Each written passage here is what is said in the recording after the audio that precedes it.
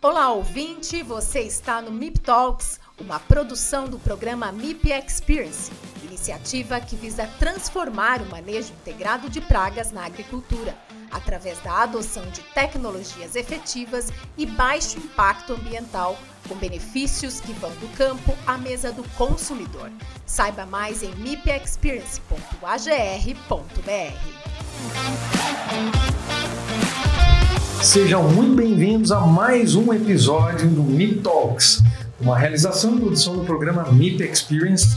Hoje nós vamos dar continuidade ao primeiro bate-papo que nós tivemos aqui, o professor Carlos Serri, do Exalc, o Sérgio, reserva do chefe. Já conversamos sobre as bases, né, para os programas aí, para o programa MIP Experience, né, que dentro de dos pilares busca reduzir a emissão de gases do efeito estufa, um dos pilares do programa. Associar essa questão às boas práticas ao manejo integrado de pragas. No primeiro episódio nós falamos rapidamente, né, sobre os termos, conceitos que envolvem a questão da emissão, do aquecimento global, falamos um pouco das fontes emissoras de CO2 e dos outros gases, dos gases equivalentes. Queria avançar com vocês agora nessa conversa, afunilando toda a nossa discussão para o nosso setor, para a agricultura, né? Agricultura, pecuária, silvicultura, mas aqui nós vamos falar, como nós estamos falando de FLV, podemos falar nas grandes culturas também, né? Mas a ideia é focarmos aqui na agricultura. Queria começar, né, com esse comentário inicial, né, com relação às oportunidades que nós podemos criar dentro do nosso setor, né, para mitigar o problema da emissão de gases, do efeito estufa, do aquecimento global. Como é que nós podemos contribuir, não só com o Brasil, mas com a humanidade nesse sentido? Olha, eu posso começar e depois o Sérgio me ajuda aqui, mas eu vejo, como mencionamos, né, em outro episódio, a agricultura com um papel fundamental, porque ela tem oportunidades numa série de práticas de manejo mais sustentáveis de reduzir essas emissões de gases para a atmosfera e, ao mesmo tempo, com essas mesmas boas práticas de manejo, aumentar a capacidade de carbono que é sequestrada na planta e no solo. Então vejam, é uma situação de privilégio da agricultura quando adotando boas práticas de manejo que outros setores não têm. Eu queria dar alguns exemplos, né? Toda vez que a gente tem rotação de culturas, né, e substituição, né, de cargas, às vezes, muito exageradas de químicos, a gente está privilegiando ações no solo de ativação microbiana. Esses organismos que lá vivem, fungos, bactérias, algas, protozoários, leveduras, eles são de alimento. O elemento que eles mais precisam é carbono. Depois é nitrogênio. Depois vem outros, fósforo, enxofre, assim por diante. Então, se a gente dispõe ao solo um material que contém carbono e nitrogênio nas suas estruturas, esses organismos vão consumir parte desse material. O interessante é que, sim, parte desse material orgânico volta para a atmosfera, mas uma parte fica. Quanto? Geralmente 20 a 40% da quantidade inicial. Alguém vai falar, mas é pouco, né? Não é muito mesmo, mas os organismos não são 100% eficientes, como nós não somos. A gente se alimenta, né? Vai almoçar, uma parte da comida que a gente ingere é para os nosso metabolismo, mas uma parte se perde na forma de fezes, urina, suor. Nós não somos 100% eficientes, os organismos também não. Mas eles prestam um papel muito interessante, porque essa quantidade acumulada depois pode ficar, a gente fala de carbono no solo, por exemplo, as pessoas pensam, mas o carbono não está solto lá, né? Não está. Está na forma de constituintes orgânicos. E a gente simplifica e chama de matéria orgânica do solo. Alguns colegas já ouviram esse termo, matéria orgânica do solo. Fala, por que esse cara está falando isso? Porque não é a adoção de boas práticas de manejo só para mitigação dos gases do efeito estufa e sequestro de carbono. Não é só para isso. Esse material, esse carbono sequestrado está na forma de constituintes orgânicos que melhoram os atributos físicos do solo, químicos e biológicos. Em última análise, melhora a qualidade do solo, a saúde do solo, para o desenvolvimento de uma planta. Então, eu estava falando do caso da rotação de culturas, é uma das maneiras de estimular a atividade desses organismos, porque tem substratos diferentes, eles ficam metabolicamente ativos, sequestram parte desse carbono, e alguns desses organismos estabilizam esse material. No passado, as pessoas chamavam de humus do solo. Lembram? Algum colega aí lembra de humus, substâncias úmicas, né? Ácido úmico, ácido fúlvico, mina. Hoje a gente não usa muito esses termos, mas são formas estabilizadas que têm uma importância muito grande, porque melhoram a saúde do solo e sequestram carbono por um longo período de tempo. Enquanto numa planta, esse sequestro acontece na escala de meses, /anos. Ah, mas eu vou pegar uma árvore. Tá bom, /décadas. Essa versão estabilizada de carbono no solo pode ficar séculos, milênios acumulado, causando uma série de benefícios. Bom, falei da prática de rotação de culturas, mas o uso de bioinsumos, por exemplo, é excelente, porque estimula esses organismos, eles mais retiram gases da atmosfera, notadamente o CO2, estabilizam esse material, então ajudam nesse processo. E o fato da gente ficar com menor dependência de insumos de origem, por exemplo, mineral, que grande parte são importados e tal, a gente consegue ainda diminuir a pegada de carbono dos produtos agrícolas. Então as boas práticas de manejo tendem a reduzir a pegada de carbono. O que é pegada? Todos os gases emitidos para a produção de um bem. Então, quantos gramas de CO2 equivalentes? CO2 equivalentes, vocês têm que ver outro episódio lá, né, para lembrar o que é, mas são todos os gases do efeito estufa para produzir uma unidade daquele produto. Quanto menor a emissão, melhor, né? E derivo ainda, estou misturando o assunto aqui, Marcelo, mas derivo aqui ainda para um outro termo que é muito importante hoje, que é a pegada de carbono, que são todas as emissões de gases, dividido pela produtividade. E aí, Sérgio, entra as boas práticas de manejo que aumentam a produtividade. Por quê? Se eu tenho a produtividade no denominador, quanto maior a produtividade, menor o número, a gente chama isso de intensidade de carbono. Então, hoje tem uma procura, uma busca muito grande por intensidades baixas de carbono. O mercado aí fora está demandando cada vez mais isso. Produtos que tenham baixa intensidade de carbono. Tem dois jeitos para a gente fazer isso: emitindo menos e aumentando a produtividade. Sim. E se conseguir aumentar a produtividade com menor emissão, aí é melhor ainda. Perfeito. E aí tem um papel todo que acho que o Sérgio pode nos ajudar aqui. Sim. Como fazer isso, né, Sérgio? Professor, o senhor fala em relação à rotação de cultura, a gente bate nesse ponto. A rotação de cultura, ela não... Além de tudo, além de me ajudar nessa questão de produtividade e tudo mais, ela me ajuda também no controle de insetos e pragas que possam estar instalados na cultura. Porque hoje, por exemplo, você tem lá pro tomate um tipo de inseto que necessariamente para o pimentão, apesar de ser da mesma família, ele não é nocivo. Então, quando eu tiro de uma estufa, o tomate e eu coloco o pimentão, ou eu coloco o pepino, por exemplo, é como se eu fizesse um vazio sanitário para aquele inseto, fazendo que quando eu volto o tomate de novo novamente, eu tenho menos intensidade dessa praga nessa cultura, fazendo com que, e muitas vezes, hoje a gente sabe, o tomate, por exemplo, pensando em tuta absoluta, ela é capaz de, em 2, 3 semanas, ela erradicar a cultura na estufa ou em campo aberto. Né? O produtor simplesmente perde a área se ele não conseguir um controle rapidamente. Então, fazendo de novo, a rotação de cultura me ajuda, inclusive, nesse quesito. E pensando nos micro-organismos, a gente ainda consegue colocar micro-organismo hoje no solo. Né? Hoje, com a vinda desses micro-organismos, independente de que forma que ele vem, em pó, líquido ou tudo mais, também junto com os bioinsumos, né? Com os biofertilizantes.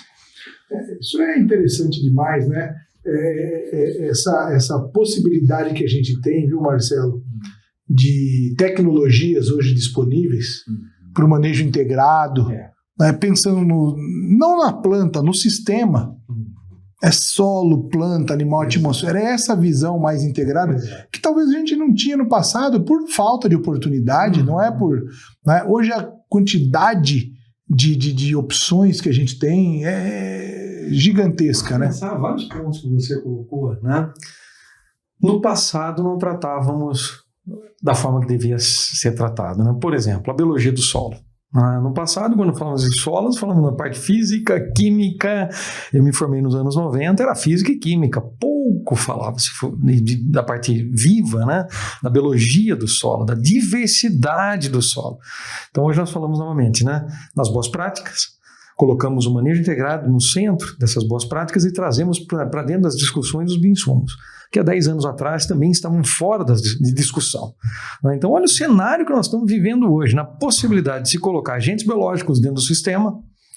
E aí, Carlos, como você colocou, né, professor, pensar no aumento da biodiversidade. Não simplesmente com aquele agente biológico que você introduziu através do controle biológico aplicado, mas o aumento da biodiversidade no solo. E aí eu vou pegar o nosso exemplo. Quando nós fizemos lá a comparação, isso aconteceu em tomate, pimentão e berinjela. Nós medimos, né? Acho que foi o primeiro ou segundo campo demonstrativo. Vocês, a Delta CO2, levaram os equipamentos. Depois eu quero que você explique um pouquinho que equipamento que nós utilizamos no campo. Mas nós medimos a intensidade, né? Fizemos essa correlação com a produtividade, emissão e produtividade. E observamos o seguinte, que no campo com MIP, onde nós usamos biológicos, isso em apenas um ciclo da cultura. Depois é interessante a gente complementar dizendo que quanto mais tempo a gente utiliza os biológicos na área, melhor, né? E as boas práticas também, mas naquele ciclo, né? Das 3 culturas nós observamos que a intensidade era menor nos campos do MIP. E aí nós fomos investigar, tem uma outra empresa que trabalhou conosco, que é a BPI, lá de Botucatu, pessoal que fez a metagenômica no solo. E eles encontraram bactérias, uma quantidade muito grande de bactérias que metabolizam, capazes de metabolizar CO2, por exemplo. E aí houve essa correlação. É engraçado dizer, porque onde nós colocamos o fertilizante e mesmo as outras práticas, até o controle químico e outras práticas convencionais, nós não encontramos uma diversidade tão grande de bactérias, uma quantidade tão grande de bactérias. Num primeiro momento, a nossa análise foi correlacionar essa presença e isso vai de encontro exatamente com o que você colocou. Né? Isso é muito interessante, né? E você vê que disciplinas... Pouco tempo, disciplinas correlatas que chegam... para explicar um fenômeno, né? Sim. E pouco tempo, mas se isso for perdurado, se for continuado, Marcelo, isso tende a ficar cada vez mais estabilizado no sistema. O sistema fica mais maduro, o sistema fica mais... e com qualidade aumentada, né? Podemos chegar até na agricultura regenerativa, né? Hoje se fala bastante de agricultura regenerativa, como adoção dessas boas práticas de manejo, né? Redução da carga de químicos e algumas das práticas a gente já faz, na verdade, né? Em condições diferentes ou distintas. O pessoal da Delta CO2, eu sou mentor lá, né? E eles mediram mesmo os gases do efeito estufa de todo o processo ali de cultivo e dividiram pela produtividade. E deu o menor no MIP, ou seja, para uma intensidade de carbono mais baixa é algo super vantajoso para a produção, né, agrícola. Acho que nós temos que expandir isso para várias outras situações, né? E é interessante que além dessa vantagem que nós estamos focando aqui na questão dos gases emitidos, de novo, são todas as emissões divididas pela produtividade. Então é a emissão acumulada dos gases do efeito estufa, transformados em CO2 equivalente, dividido pela produtividade. Se a gente mantiver essas práticas ao longo do tempo, mas precisa aguardar um pouco, dá para medir a diferença no solo também, não só nos gases emitidos, que é o que a gente estava falando do balanço. Esse sequestro de carbono no solo não dá para medir na curta escala temporal, porque os processos são mais lentos, demoram, nós precisamos de 2, 3 anos para conseguir ter uma diferença mensurada de carbono no solo. E não era o caso lá, mas porque foi de mais curta escala do que os ciclos, né, do que a de avaliação que a gente fez, do que 2, 3 anos. Mas se essas práticas são continuadas, são mantidas, faça uma avaliação do solo e vai ter um outro benefício, muito provavelmente, que é o maior sequestro, o acúmulo de carbono no solo, comparado com uma situação de uso convencional de práticas versus MIP. A ideia é que no MIP a quantidade de carbono será maior. Então nós temos a nossa referência, temos o MIP, a diferença entre esses dois valores de carbono no solo a gente chama de adicionalidade. Ou seja, quanto a adoção de boas práticas de manejo adicionaram sobre o ponto de vista de carbono no solo. Além da fixação. Além. Então isso é interessante. Aí a gente junta menor emissão com maior fixação. Esperamos que o balanço de carbono em sistemas de manejo integrado, em MIP, seja maior, o balanço seja mais benéfico do que em práticas convencionais. Puxa, quer coisa mais legal do que essa? Né? Isso é super interessante. E isso, no futuro, tende a ser mais e mais valorizado sobre o ponto de diferenciação de produto. É esse ponto que eu queria entrar agora. É exatamente esse ponto. Já falamos, né, na responsabilidade do agricultor, falamos no primeiro episódio lá que a indústria tem investido em matérias-primas, né, em produtos, em fertilizantes que emitam menos gases do efeito estufa, mas agora o que a gente tem ouvido muito, e o agricultor quer saber, né, que está nos acompanhando aqui hoje, os técnicos, consultores, pesquisadores, como é que eles podem monetizar essa questão dentro da sua propriedade? Na agricultura isso é possível. O que nós estamos ouvindo falar são alguns planos que já não existem desde hoje, ontem, né?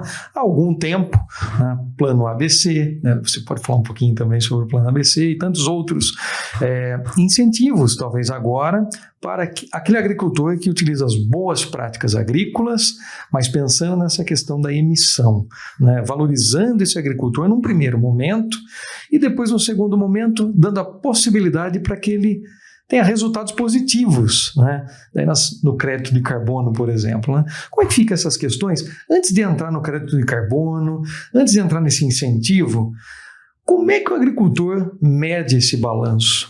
Quanto que fixa, quanto ele consegue fixar, quanto ele emite? Como é que ele chega nessa equação?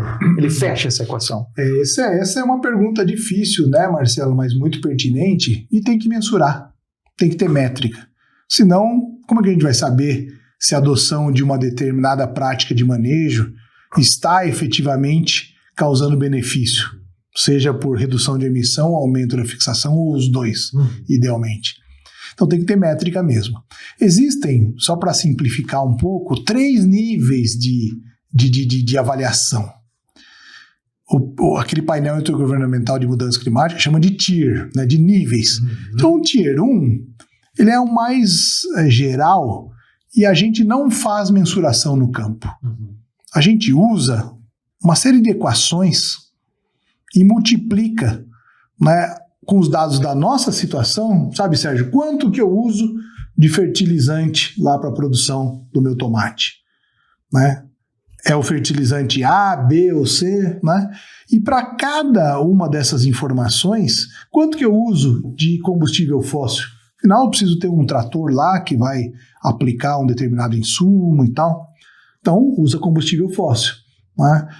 Eu uso energia elétrica em um processo, quanto de energia elétrica? Então, isso são chamados dados de atividade, são dados, é o tanto de fertilizante, é o tanto de calcário, é o combustível fóssil, eletricidade, enfim. A gente multiplica essas informações por fatores de emissão. O que são fatores de emissão? São dados que existem na literatura que dizem, olha, para cada litro de combustível fóssil que você utilizar, tem um tanto de emissão de gás do efeito estufa associado. Para cada quilo de fertilizante que você adotar, tem um tanto de emissão de óxido nitroso. Para cada tonelada de calcário que você utilizar, tem tanto de CO2 que é emitido. Então são fatores de emissão. Certo. Então o que é o Tier 1? É pegar cálculo baseado nas situações do produtor, dos dados de atividade do produtor, utilizando fatores de emissão mais genéricos existentes na literatura. É uma estimativa. Qual que é a vantagem disso? Que é rápido. Certo. Tendo essas informações, que todo produtor tem, multiplica por um fator de emissão, dá um valor de emissão daquela atividade. Essa é a vantagem.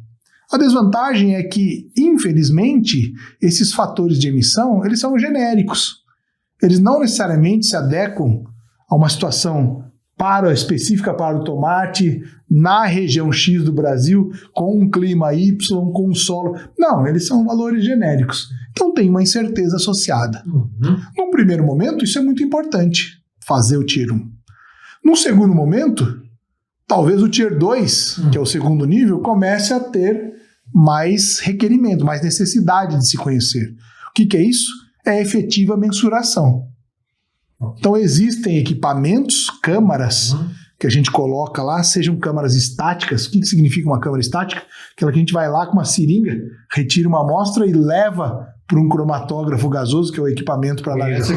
Foi essa que foi utilizada. Existem câmaras automáticas que abrem e fecham, e equipamentos lá no campo que já registram a informação. Não precisa levar a amostra para o laboratório. Tem até torres de Eric-Variance, umas torres, como o nome diz, que tem sensores que lá no campo já dão também informação 24 horas por dia, 7 dias por semana. Então existem tecnologias diferentes. Mas esse Tier 2, em última análise, é mensurar. Por quê? Porque há especificidades que aquele Tier 1 não consegue captar. Qual que é a vantagem? Um valor muito mais preciso. Qual que é a desvantagem? Tem um custo associado. Tem que ir lá, colocar esses equipamentos, tem que analisar essas amostras. Hoje é um custo acessível para o agricultor? O agricultor consegue? Hoje não é muito acessível. Hoje, quem faz isso são agricultores muito diferenciados, que têm um diferencial de valor se comprovarem que a emissão de gases está abaixo de um determinado nível que o comprador lá exige. E o último nível, que eu não vou muito comentar, o Tier 3, que é uma combinação, mas com o uso de modelos matemáticos, é algo mais complicado, que não é muito, né, hoje feito assim em escala. Mas, então, o que eu queria dar a ideia, sem ter talvez complicado muito, dizer que tem níveis, graus diferentes de avaliação, mas o importante é ter essas métricas, porque é isso que esses programas dão de diferenciação para a adoção de boas práticas de manejo. O carbono é uma consequência dessas adoções. A emissão menor de emissão é uma consequência dessa adoção de boas práticas de manejo. Né? Essas métricas são para nos dar uma ideia de quão efetivos estão sendo, como mensurar. Sérgio, como é que você vê essa questão, né, principalmente das oportunidades? E pensando agora também, podemos já ir para esse assunto dos créditos de carbono, né? Sim, eu acredito, Marcelo, professor, que tudo, lógico, tem que ter um começo, como o professor falou, ainda talvez não seja acessível a todos os produtores, e isso vai começar a melhorar quando realmente o consumidor ele começar a dar preferência para aquele produto, ou para aquele tomate, ou para aquele pepino, ou para aquele pimentão, ou seja, o gado, ou seja, né, a soja, que aquele produtor estiver emitindo a mesma coisa. Né? Como a gente vê hoje, por exemplo, quando a gente vai comprar uma passagem aérea, você vai lá, você está no site lá, né? Essa empresa emite menos gás carbônico, essa empresa emite 6% a menos de gás carbônico. Então, isso, algumas empresas já vêm fazendo isso, né? Porém, talvez seja mais acessível para essas grandes empresas, né? E hoje o produtor pequeno, o pequeno produtor, ele ainda não tem acesso a isso.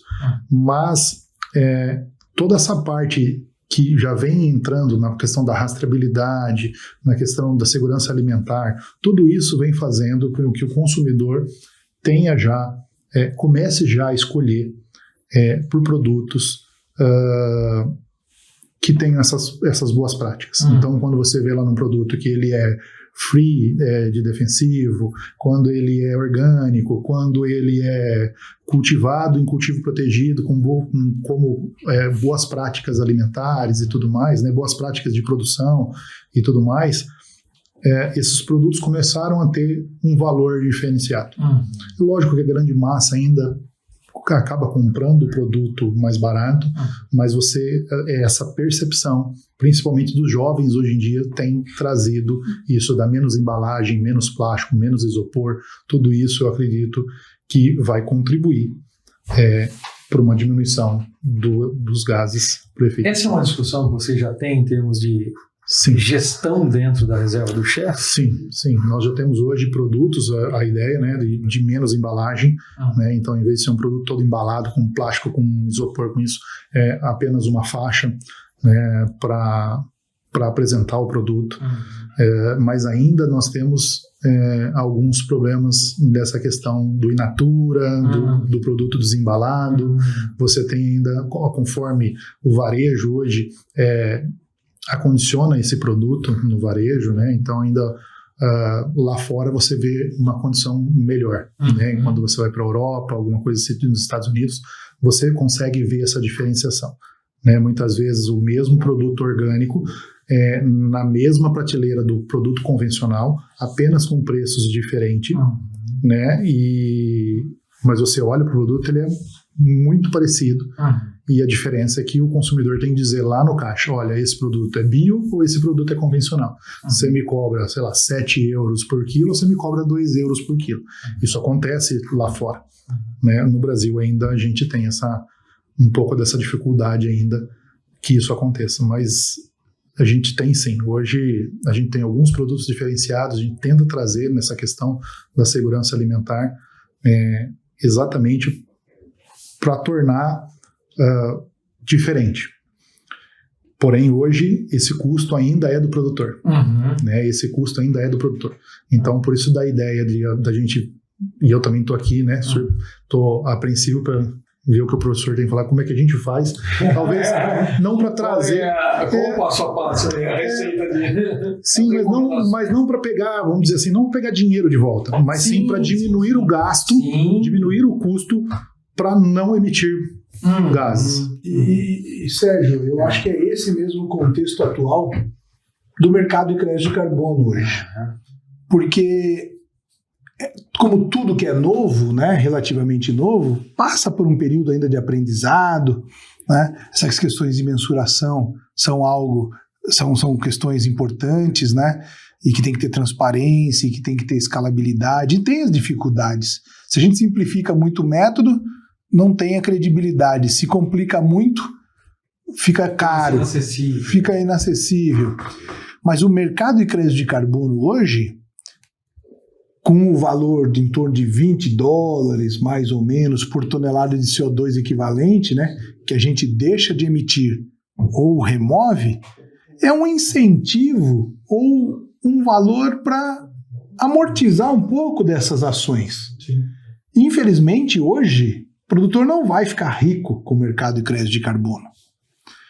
Não. Talvez se o preço aumentar, expectativas ou especulações indicam que próximo de 2030 o valor vai ficar bem mais alto do que esse atualmente praticado.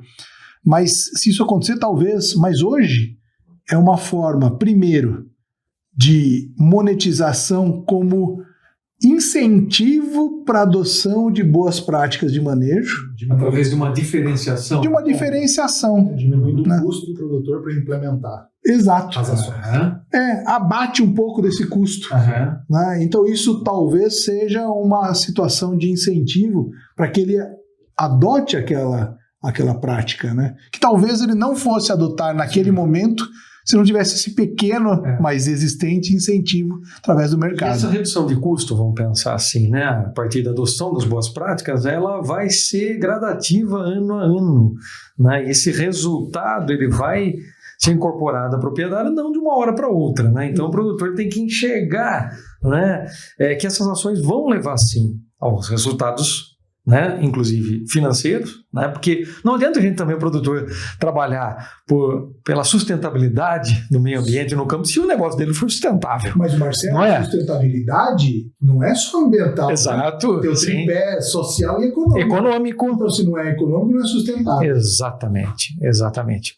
Então, quer dizer, hoje o produtor ele pode pensar que aderindo, né, às boas práticas com essa ótica também, além da eficiência, da biodiversidade, né, também com a ótica de preservação do meio ambiente, contribuição para menor emissão de gases do efeito estufa, ele vai ter uma diferenciação do seu produto, né? Isso vai acontecer, né? Não estamos muito longe disso, né? Mas muito em breve ele vai poder monetizar, ele vai poder trazer resultados positivos. Isso não é qualquer produtor, é o produtor, né, que está se capacitando para isso, né, que está aceitando, está se desenvolvendo nesse sentido. Quando a gente pensa, para fechar aqui nossa conversa está muito boa, né? A gente poderia ficar aqui horas mais horas, enfim.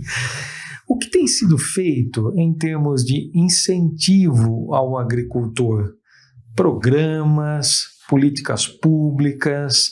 A base científica está sendo construída, muito bem construída, já temos muitas informações. Mas o que tem sido feito adicionalmente a isso, né? Já com as bases científicas estruturadas, muita coisa ainda para ser feita. Que bom, né? Que bom ter essa consciência de que temos muito a fazer, isso é importantíssimo. Mas aí qual o incentivo hoje na prática para o agricultor? Olha, tem alguns incentivos, na minha opinião, deveriam ter muito mais. Muito mais, né? Deveriam. Eles vão surgindo, né? Mas tem incentivos, você citou o ABC, né? Agricultura de baixa emissão de carbono, que são, empréstimos que o governo faz para que os agricultores adotem boas práticas de manejo, com um juro supostamente mais interessante, né? De empréstimo desse recurso. Tem os green bonds, né, esses empréstimos verdes. Então o indivíduo empresta um recurso e cada meta em sustentabilidade, o ESG, que ele atingir, seja gases, mas tem água, tem biodiversidade, tem um monte de métricas, né? Cada vez que ele atinge menos juros ele paga. Tem produtos que recebem um diferencial de valor por estarem enquadrados em determinados padrões. Vou citar o caso, não é muito o que o Sérgio estava falando, mas o caso do café, por exemplo. Uma premiação, sabe, Sérgio? Sim. Que tem que levar em consideração todos os critérios de qualidade, né, de pontuação do café, mas se além dessas pontuações, dessa qualidade ainda for produzido com menor emissão, ainda ganha um recurso adicional no produto. Né? Eu estou falando do café, serve para outras, né, iniciativas e incentivos que vêm agora de formas variadas. Por exemplo, o governo federal recentemente lançou uma iniciativa de dar uma bonificação, né, como incentivo para os produtores adotarem boas práticas de manejo, já nessa safra 2023-2024. Por exemplo, né, a questão de diferenciação de produto sobre o ponto de vista de mercados especiais, como você também falou. Né? Bom, tem uma série de oportunidades, mas ainda relativamente começando, sabe, Marcelo? Eu penso que isso tem uma tendência de mais e mais alavancar como uma forma de incentivo para que o produtor adote essas boas práticas de manejo. Né? E, para finalizar aqui, você falou que a gente está... uma vez adotadas essas boas práticas de manejo, eu diria que o produtor nunca mais volta para as outras. E o custo a rentabilidade tende a aumentar, porque o custo tende a diminuir. Cada vez o sistema vai ficando mais resiliente, mais adequado às produções. E isso não tem volta, no bom sentido. Ele precisa ter um pouco de persistência no comecinho, porque todo o sistema precisa de acomodação. Sim. Se ele conseguir vencer essa etapa, né, de adequação, de estabilização, dificilmente ele vai reverter para outro sistema. É isso aí, Sérgio. Essa é a mais pura verdade. Realmente, no começo, ele é um pouco difícil, porque às vezes falta um pouco de informação. Né? A gente ainda fica, principalmente se você pensar em produtores mais conservadores, né? Mas talvez essa nova safra, né, de sucessão de filhos de produtores que estão vindo já, né, com uma ideologia ou com uma ideia mais nova, realmente, professor, no começo é mais difícil. Né, quando a gente começa, porque você não tem informação, alguns produtos são mais difíceis de você adquirir, apesar que hoje está mais fácil, mas no começo é mais... Mas depois que você implementa isso, a própria comunidade, quando eu falo da comunidade, dos funcionários, dos colaboradores que trabalham com a gente, para eles também fica mais fácil. A gente fica mais prazeroso de produzir, principalmente porque você começa a ter facilidade na comercialização e você não tem problemas, né, de será que esse produto vai voltar por algum resíduo? Não, hoje nós comercializamos sem nenhuma preocupação, né, que aquele consumidor que estiver consumindo esse produto especificamente, ele não vai ser prejudicado. Né? Então, isso é prazeroso para nós. Né? Então, existe um custo, sim, ele não é baixo, porém, aos poucos, isso vai diminuindo e melhorando a sua produtividade, aumentando lá a linha do Excel lá embaixo, lá, né, ajudando o produtor. Olha que interessante, tudo que você disse agora, eu acho que chancela, de fato, o programa MIP Experience, porque o que a gente tem discutido muito, inclusive agora com o Ministério da Agricultura, nós estamos pleiteando lá o termo de reconhecimento do mapa com o selo MIP Experience, né? E aí conversando com produtores que já têm certificações também, né? O que eles me dizem é o seguinte, olha, uma certificação, ela garante sim, a certificação, o selo de reconhecimento, vamos pensar assim, né, ele garante um diferencial lá no mercado. Eu não vou ganhar mais hoje porque eu tenho um selo, porque eu tenho um reconhecimento, mas tem essa questão da diferenciação no mercado lá na ponta, isso é interessante. Então o produtor, ele vai ter maiores opções para colocar o seu produto em mercados diferenciados. E aí já tem um fator competitivo sendo atendido. E o outro ponto, fiquei muito feliz de ouvir você, porque essa construção é exatamente para isso, né? Mostrar que toda essa mudança em termos de gestão dentro da propriedade vai influenciar, sim, todas as pessoas que estão no operacional, né? Vai reduzir custo, isso não de uma hora para outra, e você deixou muito claro isso na sua fala, né? Custa, tem que investir mesmo, tem que acreditar, né? Mas assim, eu acho que dar esse primeiro passo e seguir firme é muito importante, né? Eu acho que é isso, né? Isso nós estamos tentando fazer aqui, né? Dar um passo atrás do outro e construir aí um programa que não é novo, né? Quando nós pensamos em MIP, né, eu falo de novo, trouxe o Santim Gravena aqui para conversar conosco, ele nos contou que MIP existe há muitas décadas, já sabíamos disso, mas ele pontuou lá, desde 1913, nós temos exemplos de ações feitas em campo que integram ferramentas, depois de 1962, o conceito, enfim. Não é novo, mas exige um esforço para que seja implantado, e aí hoje nós precisamos revitalizar o conceito e trazer resultados. Para isso nós precisamos modernizar nossas discussões, inclusive hoje o que nós estamos fazendo aqui, transmitindo um pouquinho deste conhecimento e dessa vontade de fazer as coisas, né? De mudar o cenário e contribuir. Queria agradecer imensamente, é um prazer tê-lo aqui, o professor Carlos Serri, é um prazer tê-lo aqui, Sérgio, nessa construção, e vamos seguir em frente, vamos seguir juntos. Parabéns, Marcelo, parabéns para o MIP pela iniciativa, né, de todo o contexto, não só pelos MIP Talks, mas de todo o contexto que vocês estão fazendo. Com certeza um grande diferencial aí para a agricultura. Parabéns. Vamos que vamos. Parabéns, Marcelo. Obrigado mais uma vez pela oportunidade. Aprendi demais aqui com o professor. Sempre. A gente sempre aprende com todo mundo, viu? Parabéns. É uma aula aqui sobre os gases de efeito estufa, né? A gente fica muito contente, principalmente sabendo que agora existe aí uma oportunidade de a gente diminuir um pouquinho os custos com isso, e parabéns aí à Promip, pode contar com a gente lá na reserva do chefe. A gente faz parte hoje, né, da certificação do MIP Experience, então a gente está muito contente, muito feliz em poder participar e poder levar isso para novas gerações, para a agricultura, para um alimento saudável, para uma alimentação mais melhor e consciente. Espetacular, né? Fechamos com chave de ouro. Obrigado, viu?